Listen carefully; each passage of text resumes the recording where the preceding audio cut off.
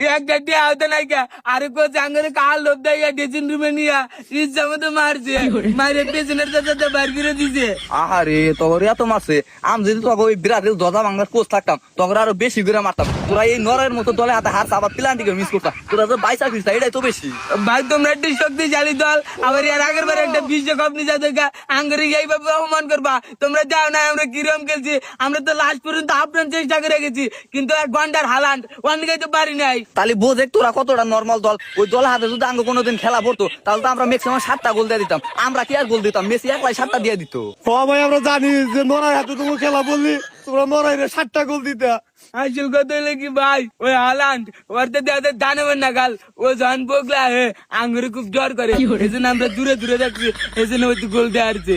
বুঝছি, এখন তোরা ওই পাট খেতের সিবি দেয় আলগোস্ত বাচ্চা থাকা, কেউ যাতে না দেয় বাচ্চা যা অন্তত বাকি 1 বছর বাইরে বাড়াবি না। বাইরে বাড়ালে কিন্তু তোরা গণপিটানি খাবি। এখন বাচ্চা থাকা আল্লাহ ভাই এ পাঁচটা রান্না সামনে দুজনে যাবো, যদি কোন ব্রাজিলের সমর্থক দেয় আঙ্গুরতে মারে চাষ করবো, তোমরা দুজনে যদি একটু আঙ্গুরে আগে দিয়ে যাও। আঙ্গুরে তো পাগলে ধরছে যে তোমার হাতে আমরা মার খাই, তাই জায়গা দিলাম তাই তো বেশি। আন্তরা দাদা আচ্ছা